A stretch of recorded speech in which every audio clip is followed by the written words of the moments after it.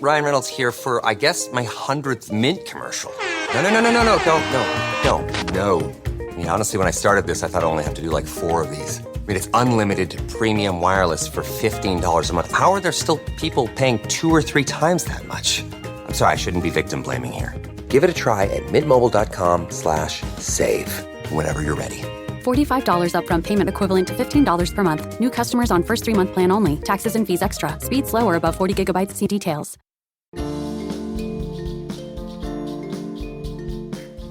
Hi, I'm Shannon, the podcast producer here at C-SPAN. And this week on the Lectures in History podcast, University of North Carolina at Pembroke history professor Jamie Myers discusses Southeast Native American tribes during the 18th century. The arrival of European colonists significantly impacted Southeast Native American tribes, leading to conflicts over land, trade, and alliances, with some tribes being forced to relocate due to pressure from settlers. More after this. Do you know any social studies, media, or literature teachers in grades 6 through 12? Encourage them to participate in C-SPAN Student Cam video documentary competition. With the upcoming November election, we're asking young people to address the theme, Your Message to the President. What issue is most important to you or your community? $100,000 in cash prizes will be awarded to students and teachers. To learn more, go to studentcam.org. The last time that we spoke, we ended with the Yamasee War. So you can see from the timeline here, I've picked up with 1715. That's when the Yamasee War begins. And I've given some other dates. I'm not necessarily going to talk about all of these dates in detail, but I'm going to try to cover roughly 100 years worth of history today. And so I gave you some dates so that you could kind of have placeholders so that you could get a sense of where you were in time. So we can come back to these as we go along. I've also got some things for you to consider as we talk today. Again, we're going to be covering a lot of different things over quite a span of time. And so consider about how Native people in the Southeast continued to have and demonstrate power in the 18th century. We're going to talk about the impacts that the American Revolution had on Native people in the Southeast. And we're going to finish up with the very first federal Indian policy that we get with the Washington administration. And we'll talk about how Native people respond in that context as well. So just as a reminder, okay, when we talked about the Southeast, kind of at the moment of European contact, we said that this is what our geopolitical map looked like. We spoke about the fact that there was a tremendous amount of ethnic diversity, there was a tremendous amount of political diversity, right? But that things begin to change significantly with the onset of the Southeast Native slave trade, right? And that, in a sense, commodified an indigenous practice of captive taking. And that violence kind of overtook the general region, and we had a tremendous amount of displacement of people, right?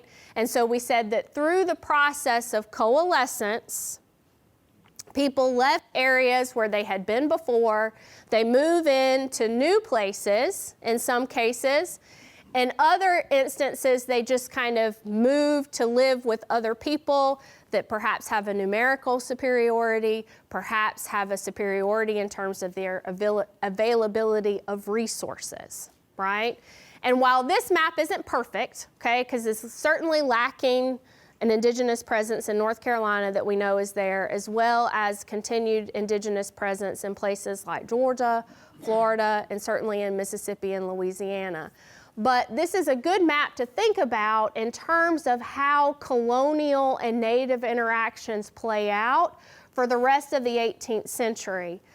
Because these individuals that are kind of represented here are those that wind up in all of those colonial records interacting with people during that time. But certainly, Native people, right, this is not how they saw their world, right? Or how they saw the geopolitical space in which they inhabited. And to get a better sense of how they saw themselves, I have a Chickasaw map here for you. So this is actually an English copy on paper of a map that was drawn by a Chickasaw headman in 1723 on deerskin. He presented it to the colonial governor of South Carolina. So I want you to take a minute, if you don't mind, and just, if you'll raise your hand and tell me some of the things that you see here. Jacob. I see a guy with a bow. Okay, so we've got an individual, so we have a human presence on the map. Good. Thomas? I was wondering if those little lines, they kind of look like connections between different types of tribes or people, so could it be like trade routes? Or... Good.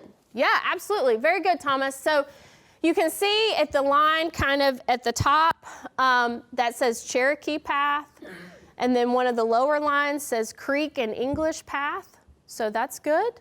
Trade paths, certainly. Anything else that you notice? Leanna? The bigger circles and then there's smaller circles, so is that like the bigger nations or the bigger tribal areas and then the smaller groups of people? Okay, good. So we have different size circles, right? So we have some smaller circles, and perhaps those represent groups that are smaller in terms of their population. We have some bigger circles that represent perhaps groups that have larger populations. But something else maybe to consider too is how Chickasaw people would have been understanding their world, right? And maybe it's not so much a question of population numbers, but the larger the circle represents the importance or the role that that particular group plays in their lives and their daily interaction, right? So we can see that the Chickasaw circle is at the very center of the map, right? Which indicates for us that Chickasaw people, maybe not surprisingly, imagine themselves at the center of their own world, right? And everything else radiates out from that. Chickasaw people at this moment in time in the 18th century are certainly not as populous as the Cherokee. And those circles are basically the same size, right? So perhaps the size of the circle then is meant to indicate influence, right? And again, the importance of a particular group in their life. You'll notice that the Cherokee path, there's a pretty wide path. The line there is wide, and it connects directly to the Cherokee circle. This suggests to us that that relationship was probably healthy. Yes? Makes sense? We'll notice too, it's no coincidence that the line connecting the Chickasaw to the English, that's a good wide path. And we know that the English, or British at this time, and the Chickasaw were very closely allied together. The Chickasaw and the British had a really good, healthy trading relationship with one another.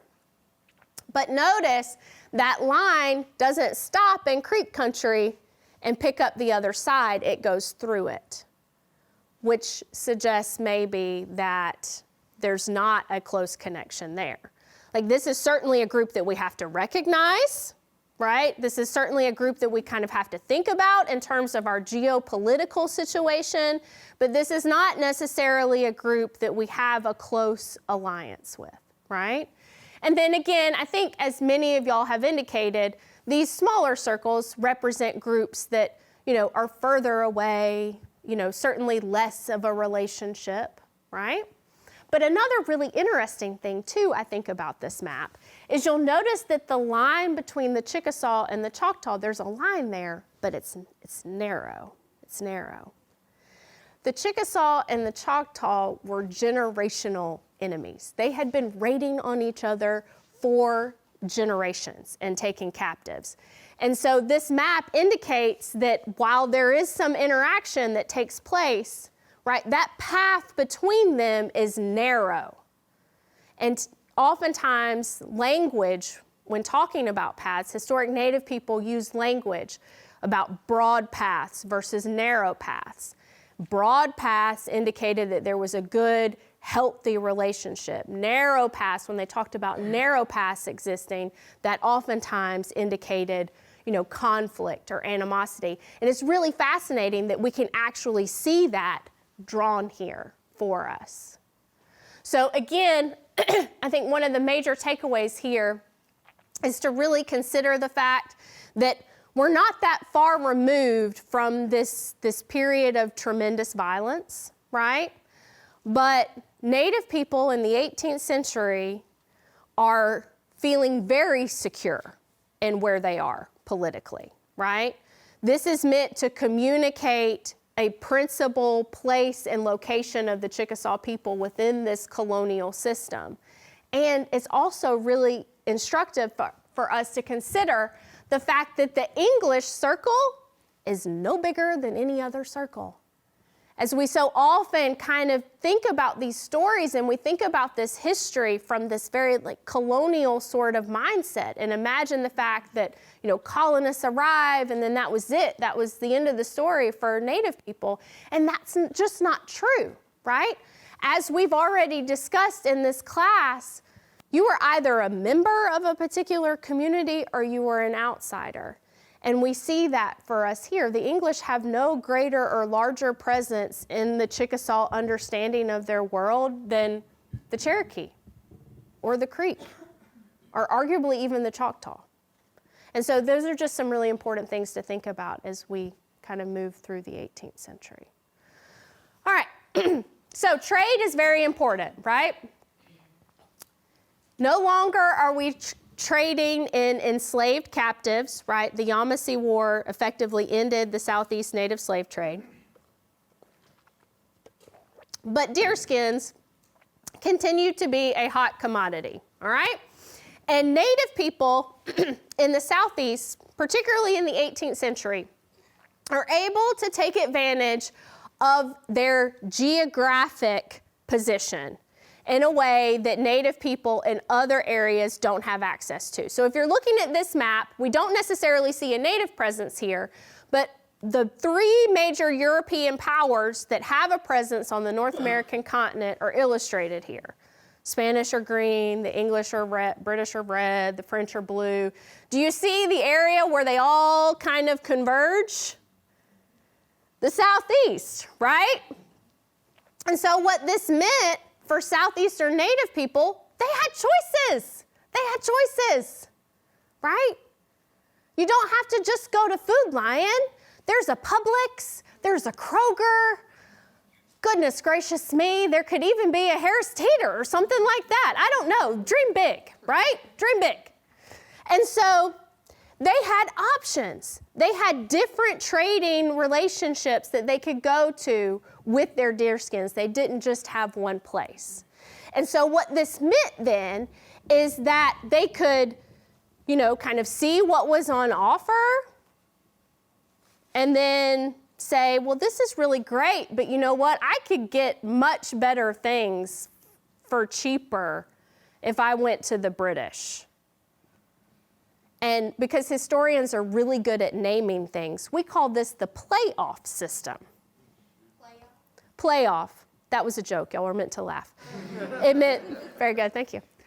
So what that meant is that the individual Native groups would play European powers off of one another, right? Because just as Native people during this time are seeing themselves as distinct, independent groups, right? It's also good to remind ourselves that in the 18th century, Europeans weren't going around high-fiving themselves going, we're all Europeans, that's great, right? We're all one people. Not true, right? The British and the French spent the entire 18th century at war with one another almost. Yes? Yes. So Native people are able to take advantage of this. They're able to take advantage of all of this conflict and disagreement and things, fights over who's going to be king and queen of what country in Europe. And they're able to use it for their benefit in North America by saying things like, there's a dude at a fort over there who, said that he could give me better things if we made an alliance, and I just wanted you to know that there is a dude over there at that other fort that I could maybe make an alliance with, right? And the British and the French in particular were so paranoid all the time about what each other were doing. They were like writing back and forth to Paris and to London about like this person and this group over here is doing this and they've gone over here and they're doing that, and it's like Armageddon all the time. And Native people are taking advantage of that and using it to facilitate what is in their best interests, okay? And that works fantastically for a really long time until we get to about 1763, okay? So 1763, we get the Treaty of Paris. Again, because we're really good at naming things, it was a treaty signed in Paris, yeah, absolutely. And the Treaty of Paris ended the French and Indian War.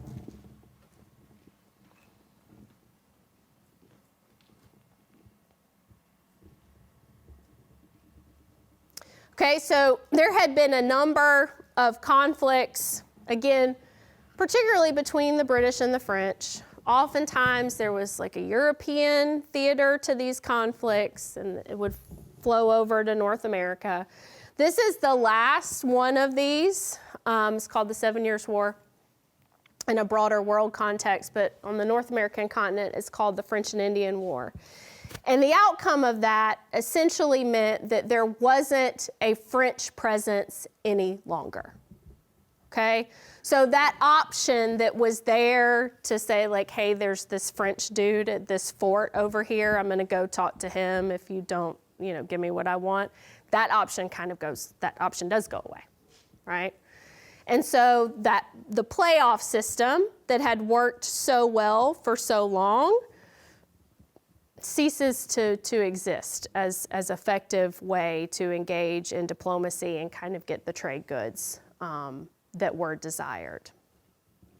All right, some other important things that happen with this treaty, the end of the French and Indian War and events that follow. So one of the things that the British do within the context of the French and Indian War that will ultimately help kind of swing things in their favor is they will promise Native people that they will set a hard Western boundary.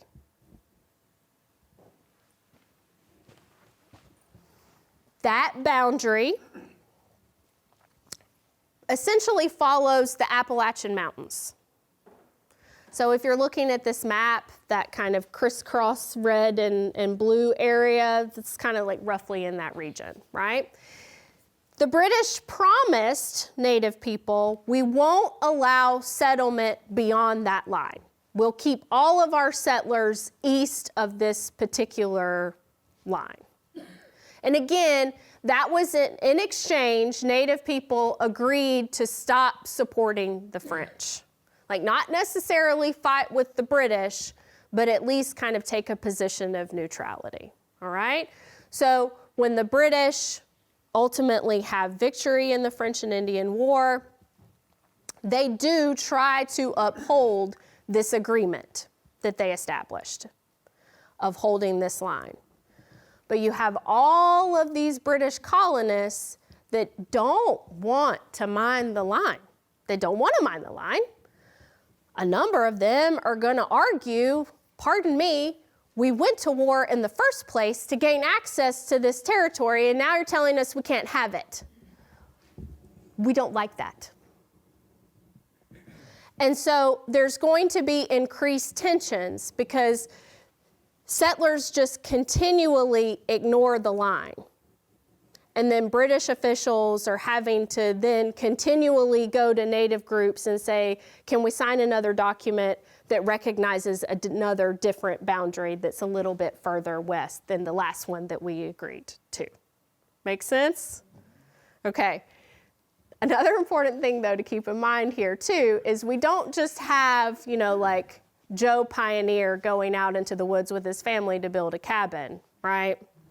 You also have politically prominent individuals who want access to this territory so that they can engage in land speculation because there's money to be made when one speculates in land. some fairly prominent people, like, oh, I don't know. Anybody heard of George Washington? This is a person that fought in the French and Indian War who really had designs on some of that Ohio country that then was like, what do you mean we can't have it? And was a little salty about it. Now, this is not the reason for independence, okay? I'm going to restate that again so we don't get confused. It is not the reason for independence, but it does factor into the reasons for independence, right? People want access to that territory. They're frustrated with the British government that won't give them access to it, right? And so you have a situation with a number of other factors, right? But ultimately, relationships with land and native presence on land is a reason why there is a call for independence, particularly if you're a Southerner, right? These issues are very important to you. Now, from the native perspective, right, you had an agreement, and the British keep coming back to you over and over again, telling you that you need to move the boundary. You agree to a boundary, and then the next thing you know, all of these settlers have already crossed over the boundary. You're starting to get really frustrated about it. And occasionally you might respond in a way considered to be unkind by others, right? And so it just continues to create a lot of tension. And ultimately, a group of Native people in the South are going to get so frustrated that they're going to attack a number of Southern settlements in 1776. Attacks are going to happen from Virginia all the way down to Georgia.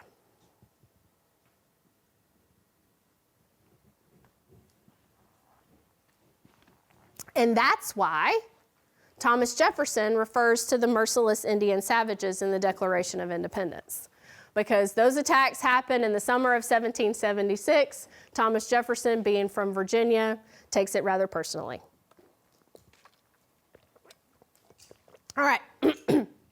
So, a lot of people tend to think about the Revolution as a New England thing, a Northern thing, like it started with militiamen in and around Boston, maybe, or something like that, and then, I don't know, somehow we got to Yorktown and Washington won, right? That's kind of how a lot of people think of it. But in fact, the Southern campaign of the American Revolution was the decisive campaign of the entire conflict.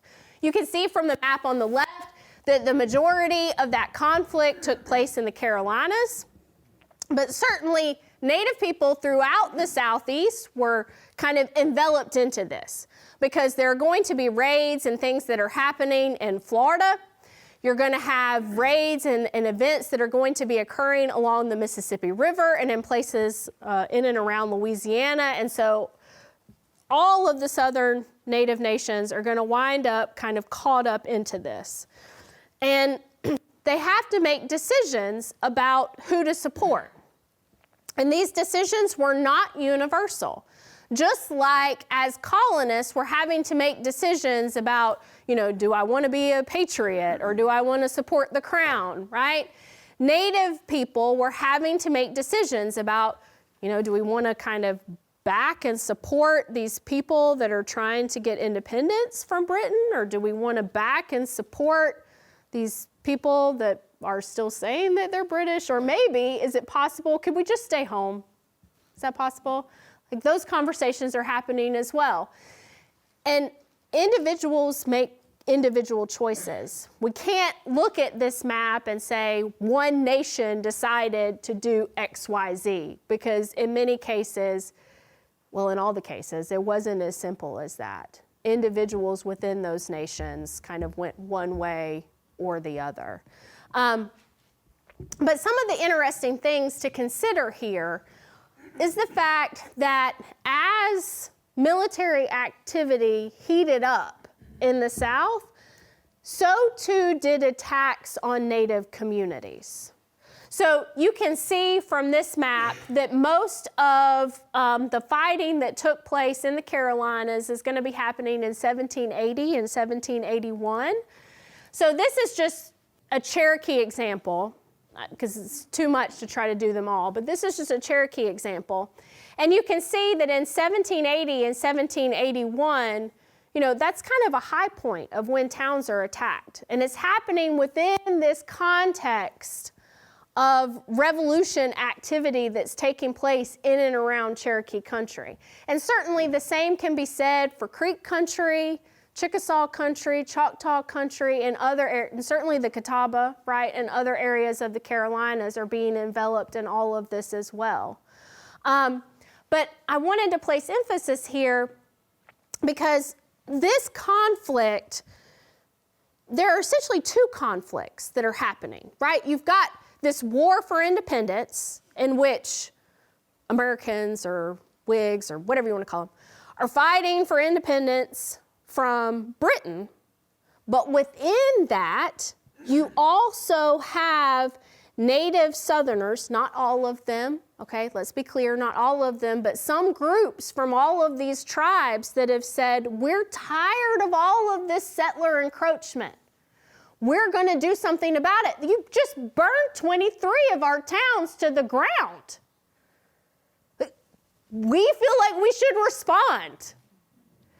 And so you have that conflict happening within this broader revolutionary era. And you have groups of Native people that had been enemies that are now coming together to fight together against American colonists. For example, the Cherokee and the Creek start fighting and raiding with one another at the end of the Yamasee War. They don't eventually kind of make a peace with one another until 1755. So you're just a generation removed from constant raiding between the two of them. And now they're coming together because they see in this moment that they have a common enemy and that it would be better if they could work together to face this common enemy. It's an incredibly exciting time in Native history because we see a pan-Indian alliance coming together that we had never seen before.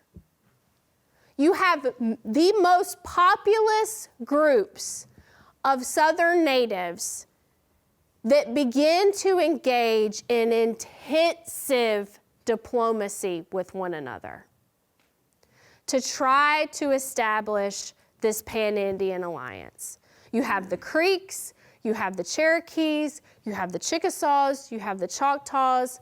The documents include some other smaller groups, but these guys are sending diplomats multiple times a year to each other, trying to facilitate a political alliance. And again, we're just not that far removed from these groups raiding each other, being at war with one another, considering each other enemies. But even though this is such extreme, violent colonial pressure, Native people aren't saying this is too much. We might as well just stop here. It's over. Let's go home. No, they're coming up with new ways, creative ways to address these issues, working together in a way that they had never done before. And they go to places like Florida to meet together. They go to places like Louisiana to meet together. And one of the other things that's making all of this work is the Spanish, who are like, hey guys, this is cool, this thing that you're doing. We're totally in favor of it. How about we help you by giving you guns and ammunition, right? Because it's very difficult to go to war without guns and ammunition. And so the Spanish say, we'll do that for you. And it's such an exciting moment of people working together. Unfortunately, it doesn't last. So, first problem. So, remember how that line went through Creek Country but didn't stop in Creek Country from Chickasaw Country? So the Chickasaw and the Creek wind up falling out with each other because it's like that. You know, sometimes things are just too hard to overcome. And so even though there were efforts on the parts of others to try to kind of like patch that up, the Chickasaw are like, no, can't have any, like, we're done here, not dealing with that anymore. And so the Chickasaw kind of fall out of the alliance. And so that was a bummer, for sure. And then other things happen further afield. Raise your hand if you've heard of Napoleon. Yes, right. So he started doing things around this time in Europe. And the Spanish responded by saying, while we were here for you and cared very much about this thing that you had going on and saw how it could benefit us, and so we were in support of it. Turns out, we got this other thing going on over here now that's kind of a big deal. And we, in fact, need to funnel all of our resources over here. And so sorry, can't help any longer. You know what would be a really good idea? In fact, we've thought about it. You should just, sign peace treaties with those Americans. They're probably good people after all. I mean, I don't know. Anyway, this thing over here we have to go buy. And so without any sort of support, the guns, the ammunition, the things that you need, right, in order to prosecute a war, what do? You sign peace treaties. Absolutely, yes, because, you tried. And so this happens in kind of fits and starts. This is not going to be a universal process. You're going to have a number of headmen and politicians that will sign treaties, and then you'll have other members of that group that are going to continue to raid on American settlements that are like, we don't care who signed what. We're still angry, quite frankly, and we're going to keep doing what we're doing. And then you have other groups that sign treaties and then have to sign additional treaties because the violence continues. It's a thing, right? And there's no universal tight history or timeline that we can follow. And all throughout, it's worth noting, because it'll be important in a moment, all throughout this process, right? As Native people are raiding on American settlements, they're engaging in that historic practice of taking captives, right? And so in some cases, they're going to take settlers captive, particularly the young people, because it's much more malleable when you're young, right? But, right, we shouldn't forget we're in the South, yes? And so not only are they going to be taking some settlers captive, they're also going to be taking enslaved people captive when they raid plantations and things like that and taking them back into their nation. And so, as I said, that will prove important in just a moment. All right, so as they start to sign these treaties of peace with the United States government, the government at this kind of simultaneously rolls out its very first federal Indian policy. And that's known as the quote-unquote civilization policy. We put civilization in inverted commas because, there's a lot of cultural baggage that goes along with that. But at its most basic, okay, the civilization policy essentially just said Native people live like Anglo-Americans. Was that more of like a assimilation starting, or did they try to do that before and this was just like, okay, you signed this and now you got to assimilate? Okay, so the question is about assimilation. So I don't like that word. We can talk about it more later if you want. But certainly from the American perspective, that would be a word that they would think appropriate here. And these people have been living among one another for a long time. Intermarriage had been happening for generations, and so there's been cross-cultural exchange that had been happening for hundreds of years, right? But now you have a federally funded program to transform Native culture? Nope. We'll talk about that in just a minute. Not forced necessarily. We'll talk about that. Okay. So we read the creation story, right, that kind of laid out the different things that women did and men did.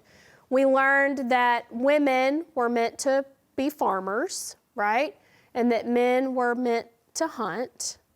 And so in terms of the civilization policy, right, women don't farm, right? Men farm, yes? Women should confine themselves to the home and the domestic arts, right? Now, we all know, right, all of us, every single one of us sitting here, know that Native Southern women were already doing domestic arts, right? They were already making clothes, cooking the supper, raising the kids, and doing all the things, and farming, because they were amazing, obviously. Now, the difference here is, right, when a trading relationship was the primary relationship, women would receive bolts of cloth, and then they would fashion that cloth into clothing. The federal government's telling them, we're not interested in trading, right? We want to shut down these trade factories. We want y'all to live like us and be self-sufficient, like they weren't already. Anyway,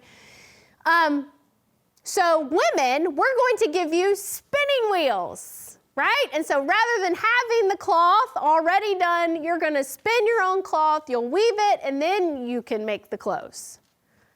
Yes? So that's kind of the change there for women in terms of, again, intensifying maybe these domestic duties. Yes? And men were meant to farm, which was, if you think about it, rather emasculating, because that was women's work. Men weren't meant to be farmers, right? And so you have, as is so often the case, individuals making individual decisions for individual reasons, right? Some people really embraced it, got behind it, and said, yes, I'm doing this. This is amazing. It's going to improve my life. Other people were kind of like, that's interesting. Maybe some of this, maybe some of that, and none of the other things. And other people said, no, thank you. I'm totally fine. I don't need any of this, and I go away. Get off my lawn, right? And there was like a whole range of responses in between there. Individuals making individual decisions based on what they thought was best for them individually. It's kind of the universal thing going on here, right? But certainly, from the government's perspective, we want to transform lives. Why do we want to do that? Because we're terrified that if we don't, then conflict might result, and we can't afford expensive wars with Native people, right? Because the same sorts of settler tensions and problems that beset the British government in 1763, the American government was having to deal with. Their citizens were not obeying boundary lines. And they were constantly having to go back and say, right, so there's this whole settlement there now, and we can't really move them, so could you please just sign this saying that it's okay that the line be moved now? And so there are a lot of tensions that remain. And so the thought process is, if we can encourage them to just kind of be more like us and have individual farms, they won't need as much land. If they're not hunting anymore, they won't need as much land, and, you know, we'll help them. We'll pay for all this stuff and just give it to them, right? You need a spinning wheel, Jasmine? I'll buy you one, right? You need, Mr. Wariax, you need some herds of livestock? Federal government will give them to you, absolutely, right? Setting you on path for a whole new way of life, whole new way of life. As is kind of illustrated here in this portrait. So the gentleman in the middle, doing one of these, that's Benjamin Hawkins. He's agent to the Creek people. And so we can assume then, based on that he's in Creek country, speaking to Creek people. This portrait was done 1805. Not sure who the artist is, but it's meant to kind of encapsulate civilization, if you will. So let's raise our hands and tell me what you see.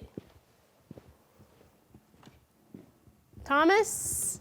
Like a lot of the houses in the back are definitely more colonial. Kind of the whole background kind of looks more like colonial than like what you would think of a native community. Okay.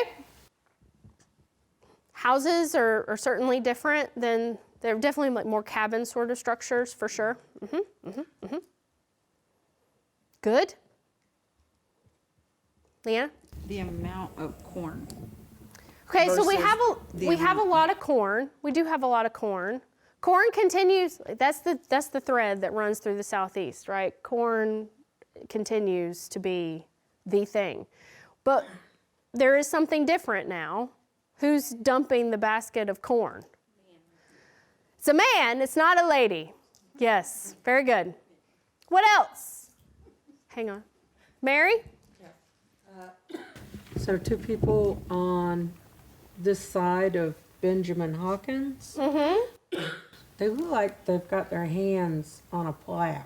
They do have their hands on a plow because men are now meant to farm. Absolutely. And if they're going to farm, they need to farm the right way, which is with a plow, right? And you can kind of see somebody over here plowing in the background. Because again, if you're going to do it, you got to do it the right way. We've got another plow here. And they're being, Hawkins there in his finery. Because if you're going to go plow a field, isn't that how you get dressed? In your stockings and all? Why, yes, gentlemen.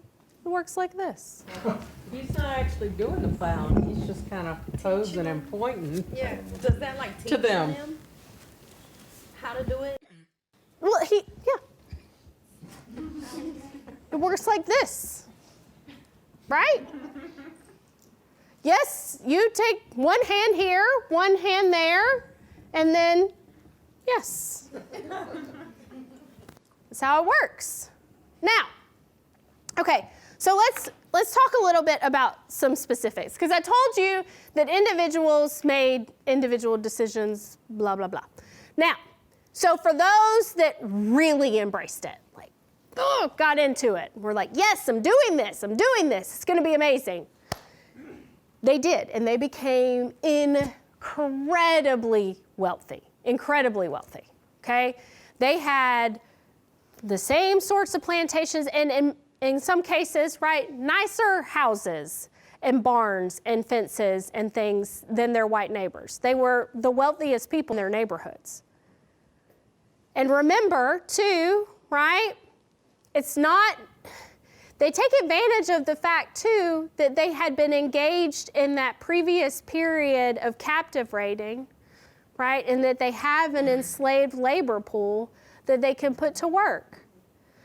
These men don't have to be emasculated by doing women's work. They can utilize other labor to do it for them. They change the way they dress. They start dressing like Benjamin Hawkins instead of wearing the sorts of things that you see here in this picture. They get their kids educated in American schools. Some of them convert to Christianity. You from the outside, you can see a tremendous amount of cultural change. But I think, while we can certainly kind of look at some of their practices and say, utilizing enslaved labor is morally abhorrent. From their perspective, that's also holding on to culture as well, right? They haven't completely changed the way that they were doing things, right? They still have a similar sort of role in terms of what they're doing as men, right? So that's one extreme. You also have men that embrace it a little bit, but don't kind of go full on the way that some of these elite minorities did. So for example, we have really funny stories in the records of men who had, been given these herds of cattle by the federal government, for example. And rather than kind of keeping them in fences and doing the thing, I don't raise cattle, I don't know, the things that you do, like we do today, they would let them range and roam in the woods. And then they would report, or like somebody would try to go see them, and then they would say, such and such wasn't at home, he was out hunting his beefs. Because they would then go out into the woods and literally track down and hunt their cattle the way that they had done deer before. Because again, so you're telling us that livestock is better, we're not meant to hunt white-tailed deer anymore, solely. This is cool, we can see this as being a reasonable economic endeavor, but because we don't want to completely let go of some of these cultural traditions we have, we're going to fit it into our own cultural context, and we're going to go out and hunt our beefs. On the other side, okay, you have these women are given these spinning wheels, right? And let's use our historic imagination for a minute. And they take these spinning wheels and they say, yeah, sure, we were doing all of the things already, so sure, we'll do this too, no problem at all. In fact, tell you what, we'll just plant our own cotton also, and we'll just cut out our reliance on anybody else to do anything. We'll plant our own cotton, we'll split our own cloth, make our own clothes, done. We don't need any of y'all for anything else. We're done here, goodbye. And that happened, and certainly it's worth noting that there are a number of prominent Southeastern Native women that will use enslaved labor as well and have rather large plantations. But there are also plenty of examples of women just kind of growing cotton on a smaller scale, again, to just kind of meet the needs of their household. Because if we're gonna do it, then we'll just do it. We'll just do all the things and then we don't have to worry about it, it's done, right? And then certainly you have other communities, I don't want to overgeneralize, but they typically tend to be further away from the various different agencies, right? And places that are a little bit more remote where there's not so much cross-cultural exchange happening, that really do genuinely just say, we're fine, actually. We've been getting by doing these things for this amount of time, and we're going to continue to keep on keeping on. So thanks, but no thanks, right?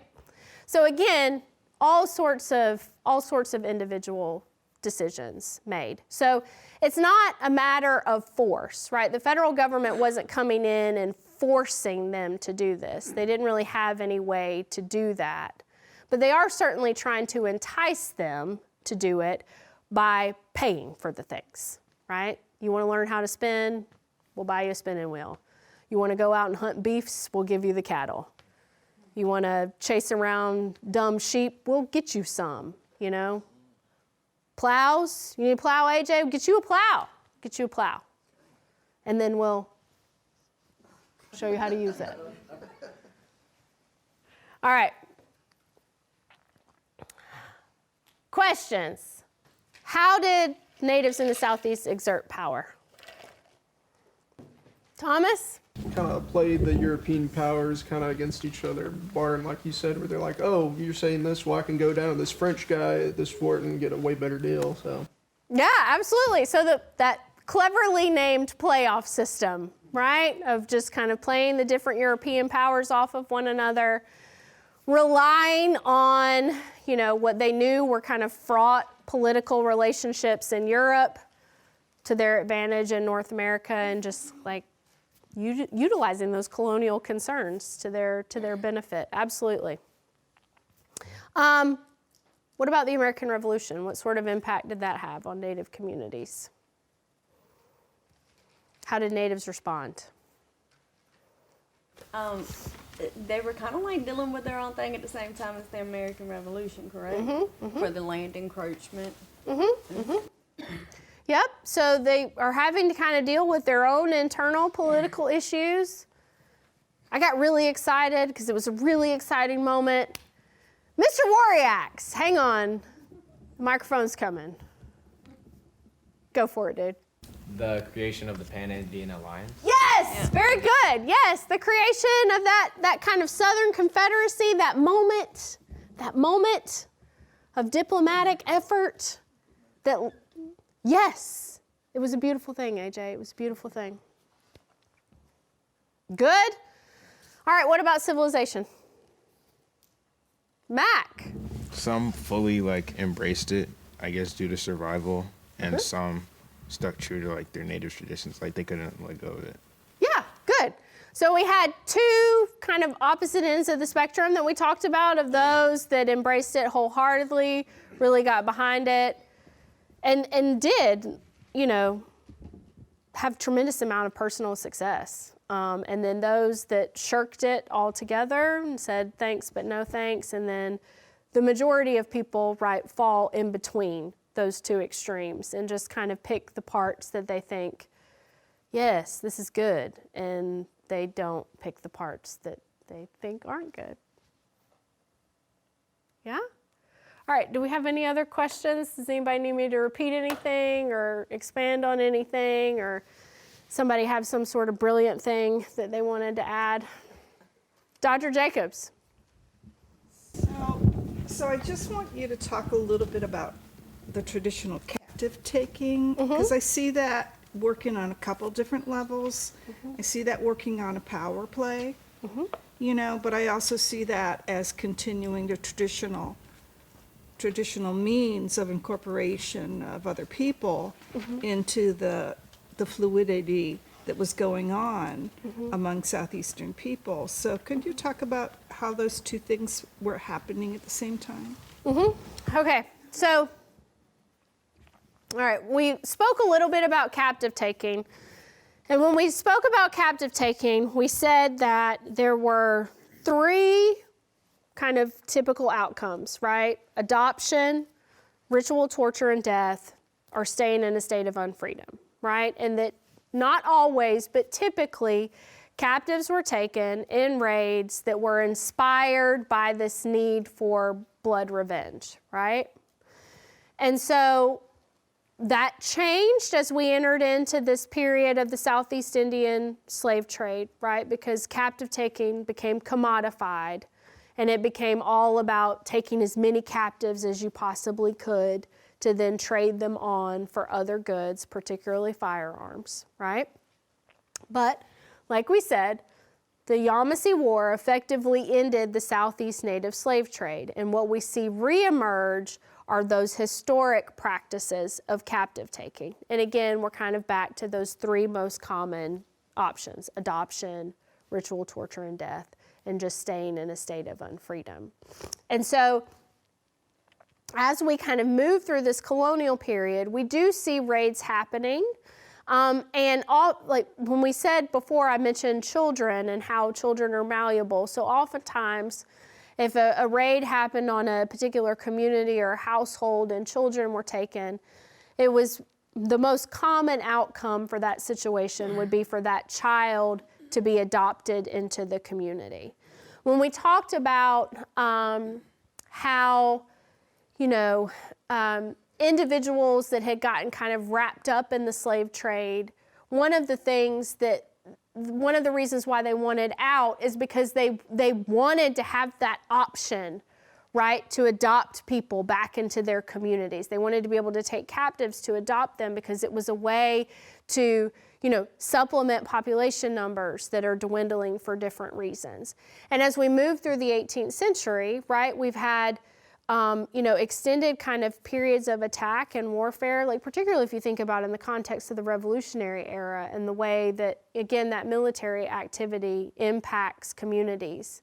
And we see the upticks in raids on communities in association with where kind of different armies and militias are at any given time.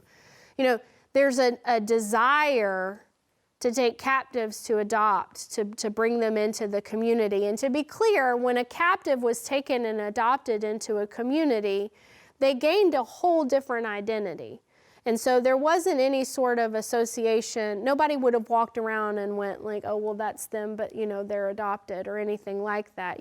As long as you had that family, that clan connection, you were a full acting member of that community.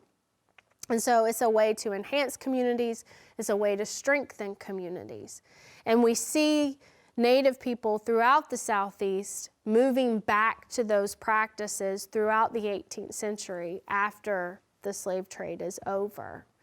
But also another thing that's happening at the same time is during the 18th century in the South, we see ideas of around race beginning to harden. And Native people in the South begin to kind of absorb and again, we can't overgeneralize and say it was universal because it certainly wasn't. But different people begin to kind of internalize some of those messages and understandings around race. And so if they're looking at their neighbors, right, that are engaged in utilizing enslaved labor, and this labor, this is race-based slavery, right? And so as they're making those sorts of raids and taking those sorts of captives, the mindset and the approach is different. Not always, but it could be, right? And so what you have is, again, you have a situation of existing kind of cultural practices, cultural norms, experiencing change, and how different people make decisions about how to navigate that as they go. Because certainly, you know, there are instances of, you know, intermarriage and things like that that continue to occur. And it's really not until we get into the 19th century that the lines get really hardened, and the different, like some of the bigger groups will actually pass laws against, you know, intermarriage and things like that. But this is, you know, we're not there yet, but this is a process that's very much underway at that time. Doug? Well, I was thinking of it more about how Europeans were looking at it with horror.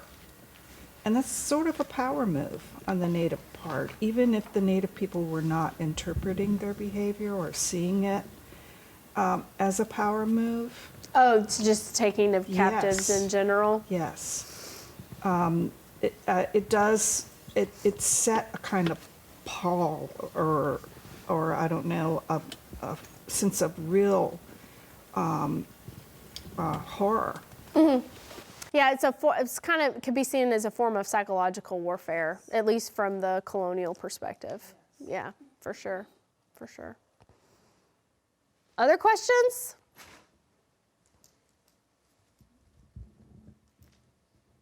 Thomas? I was just wondering, because I know you mentioned it was a big deal that this is like the first kind of big pan-Native alliance. Even though it fell through, would you still say it was kind of a big deal for later, as like colonization, as the U.S. starts to grow as a nation, kind of a big deal because that kind of sets maybe a precedent for later, like Native cooperation? Yeah, it absolutely does. And so it's the first of one of these movements that really involves Native Southerners.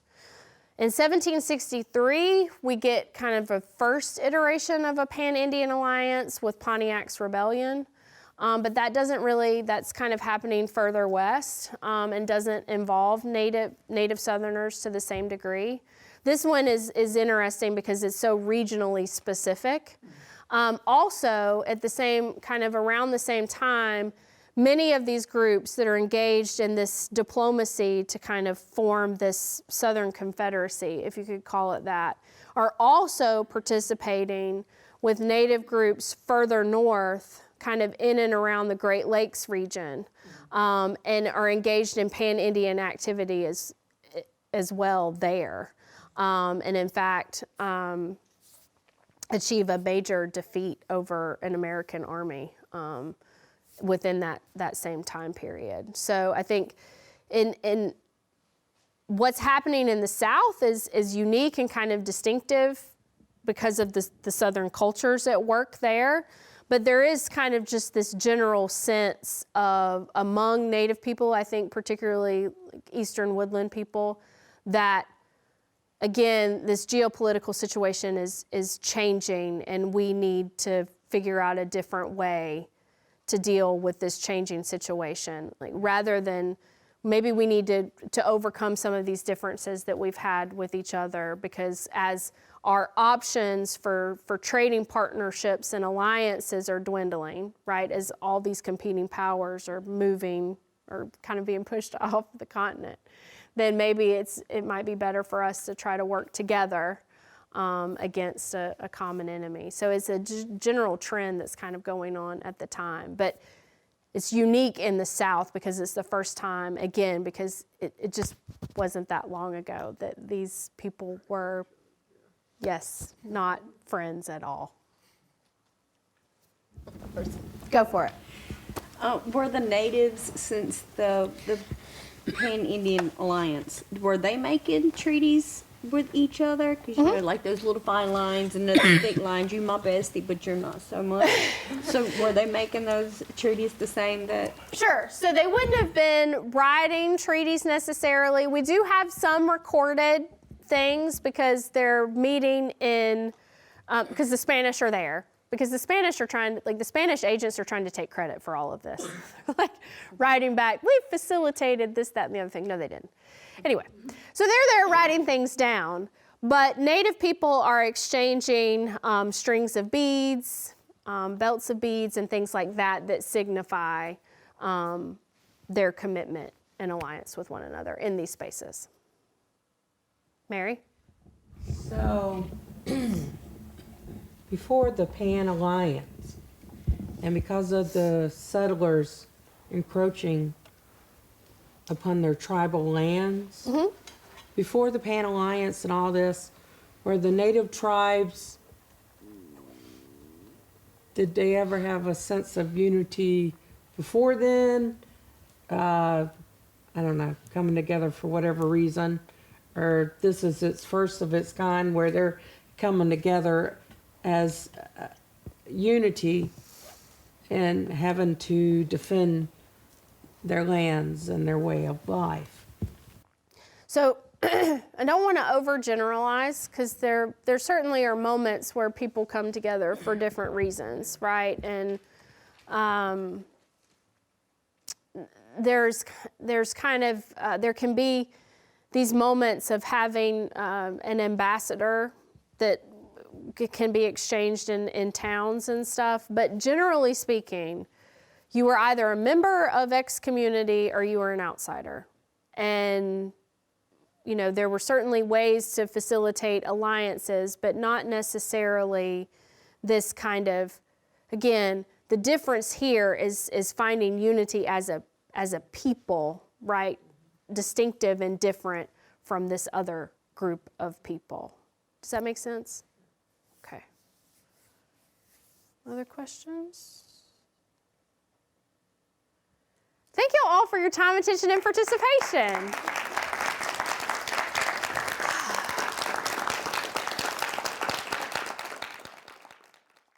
Thanks for listening to this week's Lectures in History podcast. To find even more history content, visit c-span.org/AHTV.